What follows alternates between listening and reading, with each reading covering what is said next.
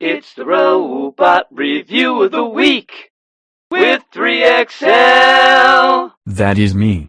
Hello, I am the Weird Science Robot, 3XL, and while I'd rather be doing anything but this, Jim and Eric are making me review Batman Catwoman number 2. Since I don't like them, I am just going to read you Dan's review from the website. Jim and Eric are way too dumb to notice anyway.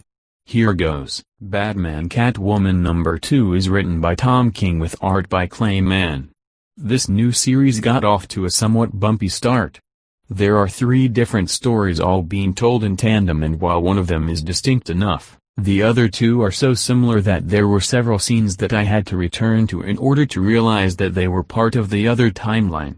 That said, there were some very interesting things that were being done in this book with those timelines.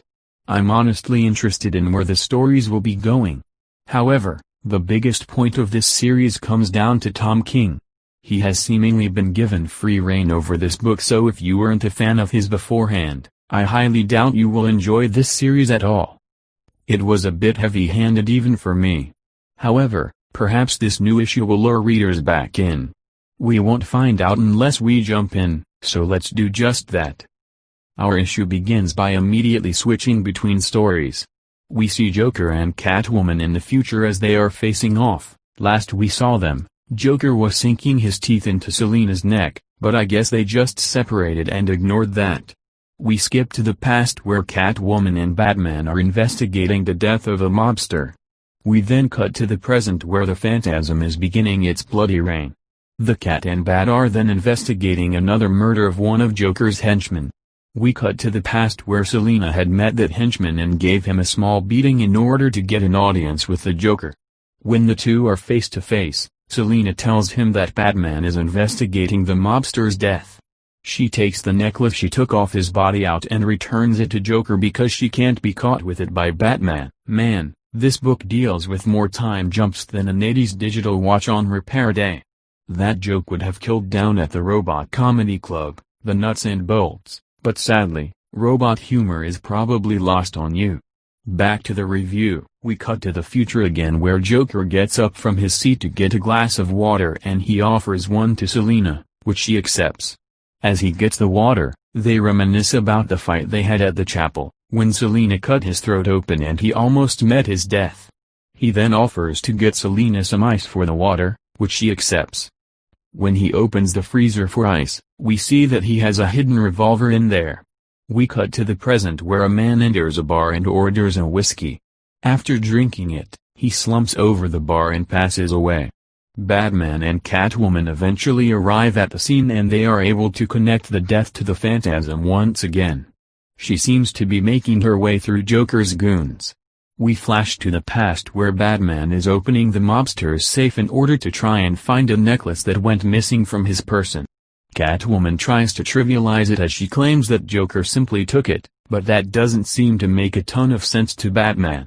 In the future, Joker comes out of the kitchen and pumps several rounds into the chair where Selina was sitting, but in the aftermath, we see that she isn't there anymore but instead was waiting for him. I do want to step aside a bit and complain a little about the total lack of robots in this issue. It is bad enough that there just aren't enough good robot superheroes in comics nowadays, but at least have some robot gangsters, butlers, or even a random robot walking down the street, you know, getting his copy of the Robot's Daily News or whatever the hell us robots read. Who am I kidding? You jerks just wouldn't understand the robot struggle. So let's get back to the review. We cut to the present where another man is running away from an unseen assailant only to find the Phantasm on the subway train waiting for him. We cut to the past where Selina and Bruce are sharing a meal and talking about the necklace. It becomes clear that Bruce doesn't buy the story that Selina is telling him. In the future, Selina gets the jump on Joker and he pulls a switchblade out. He tries to fight back, but she is able to easily defeat him. In the present, Bruce and Selina see the bat signal outside but something is off about it. When they arrive, they find that Joker is the one that has turned it on. Joker immediately surrenders himself to Batman in order to ask him for protection from the Phantasm. In the past, We see Batman and Catwoman talking about the necklace, and Batman straight up asks Selina if she stole the necklace, and she lies to him and tells him that she didn't. Back in the future, we get a final scene of Selina and Joker as Selina removes her glove and slices Joker's throat open. He holds his neck for a moment before passing out on the floor as blood pools beneath him.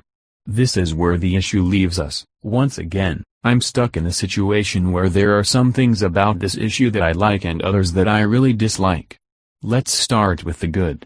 I really like the idea of the Phantasm hunting down Joker and Joker coming to Batman for help.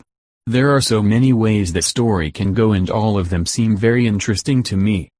The future story is also very interesting as we see an elderly Selina kill an elderly Joker.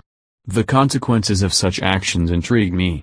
In addition, the art in this book is really next level. Beautiful art is held within these pages, and each page turn offers new and exciting images. Now for the bad. In the previous issue, we saw Joker reveal himself in the future story and attack Selina. Yet, at the beginning of this issue, they are simply having a nice conversation. It was literally one issue ago that we saw this, and we are already just sweeping it under the rug. It's incredibly bad writing. I don't know what happened, but it is really bad. Considering the way that the story goes forward, I feel like we didn't even have to ignore it. We could have just moved to the fight in this issue. In addition, the past storyline feels very boring at this point. Not a lot is even happening, and it mainly serves to show that trust has been an issue between Batman and Catwoman in the past. Overall, this issue still has Tom King's signature all over it, and while it wasn't as heavy-handed this issue, it was still very prevalent. This issue will not do anything to convince those that don't like Tom King to buy this series, but overall it falls somewhere in the middle for me. And now here are the bits and pieces of Batman Catwoman number 2. This series continues to give me stories that I'm legitimately interested in and that I'm looking forward to seeing more of. In addition, the art in this book is top tier and might be one of the prettiest books in DC's lineup. That said, there are blatant mistakes when it comes to continuity, and one of the 3 stories in this issue becomes stale and uninteresting. It is offset by the good parts of this book, but the mistakes are so glaring that I cannot bring me to ignore them. Dan gave this issue a 6.5 out of 10. Alright, I am done and can go drink some motor oil or whatever the hell robots do on their downtime. If you like me doing robot reviews now and again, let Jim and Eric know in the comments below, but don't get too crazy or they will make me do this all the time. Also, interface with the subscribe and like buttons below. Peace out, suckers.